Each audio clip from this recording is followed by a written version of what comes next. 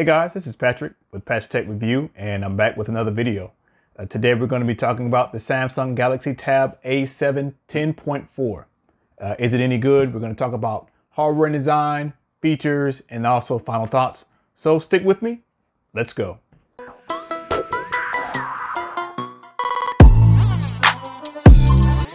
All right guys, let's get right to it. The Samsung Tab A7 10.4 is actually Samsung's budget entry-level tablet that was released last year. This tablet has a very simple design. When you look at it, it kind of reminds you of just a budget tablet, but in the hand, it kind of feels very premium. It does have an aluminum body, and it comes in multiple colors. There's gold, there's a gray version, there's also a silver version, but I have the dark gray version that was released. It weighs about 1.1 pounds, so it's not very heavy. It measures about 9.8 by 6.2 inches, and it has a thickness of 0.03 inches.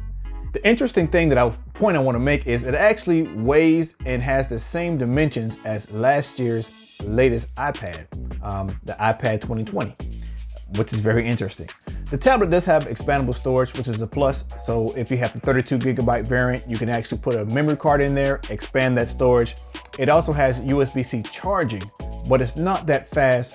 And another plus for this tablet is that the headphone jack remains intact with this particular tablet. So for those of you who have not cut the cord just yet, you can buy this tablet and you can plug in all of your headphones that have the 3.5mm jack.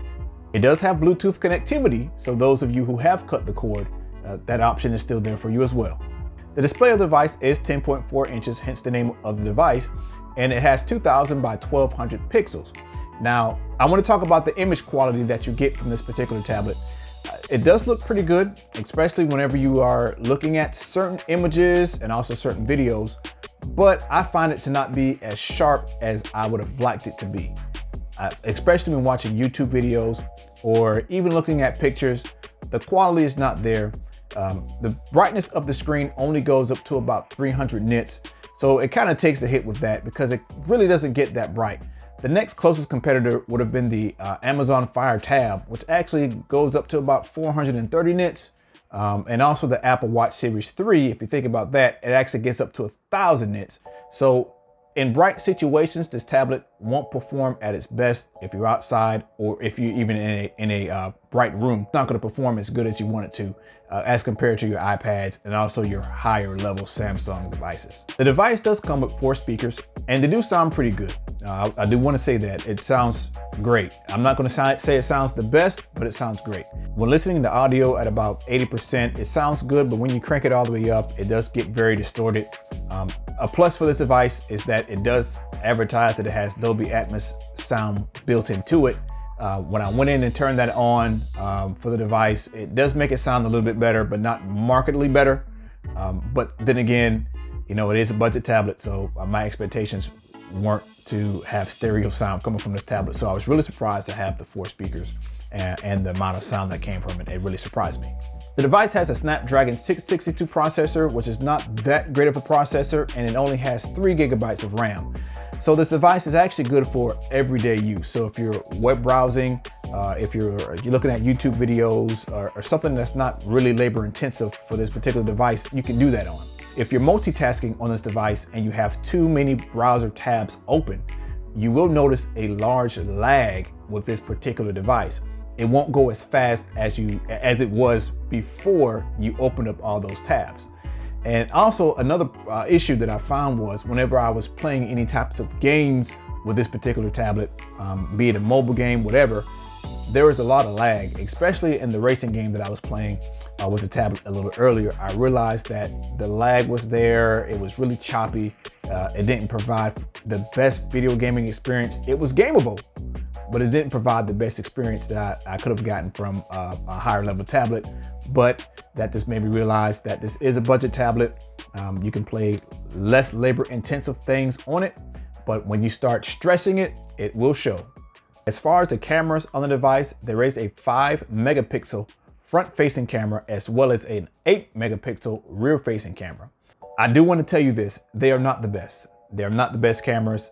I would like to have, whenever I take pictures, I would like to have a sharper image. Right now, my phone is a Samsung A71, which is, you know, the mid-level phones that Samsung came out with. Those cameras on that phone are actually markedly better than what I get from this particular tablet. Now, I didn't expect the best type of camera coming from a tablet, but I did want it to have a little bit better quality. But it will get you through if you're just snapping pictures of something randomly. It will get you through, but it just won't be the sharpest image that you can receive. As far as the operating system for this device, it does run Android One UI 2.5. It's a very minimal operating system. Of course, Samsung goes in, then they put the little overlay on top of it, but still, even with that, it's still a very minimal operating system. You won't find a lot of bloatware from Samsung. You will have your Google Suite apps already installed, like Gmail, even Google Docs, things that Google actually provides or pushes. Those will be the only types of apps that you actually find. You will have a couple of Samsung apps like a web browser. But if you're familiar with the One UI experience, if you have a newer Samsung phone or newer Android phones, it's the One UI experience. So it's very minimal. So if you have that experience on your phone or another tablet, this tablet pretty much provides the same thing for you. I'm glad that Samsung came out with a tablet like this on the budget side of things. I hope to see Samsung and other companies in the future, like they do with their A71, their A-branded phones, how they bring some of those top tier features and hardware, and they put those into the A-level phones. I hope that Samsung kind of does that with the tablet space. But I am glad that Samsung came out with this. And again, I just hope that they bring some of those top level features down to their budget level and also mid-range tablets. One plus is that this tablet is cheaper than the iPad 2020, you know, the budget level tablet. But you know, $100, some people are still going to go out and buy a more budget tablet, regardless of the features, because they just want to have a tablet. But if you need more in the terms of multitasking, I would look more towards the iPad. This is not a bad tablet. Again, I just want to give everybody the information they would need in order to go out and make an informed decision. And you know, I'm not telling anybody to go out and buy anything in particular. Would I recommend this tablet? If you are in the market for a tablet, I would recommend it. But I would say go out and do your research and pick the thing that you would really want and the thing that actually fits your needs. Okay, so thank you guys for watching this particular content. I thank you guys for watching the channel. Again, if you guys have not done so, please hit the like button if you found this content useful, and also hit the subscribe button if you're into more review type content for technology. Also live streaming. I just did my first live stream the other day, so I may get into that a little bit more. So thank you guys. My name is Patrick with Patch Tech Review. Peace.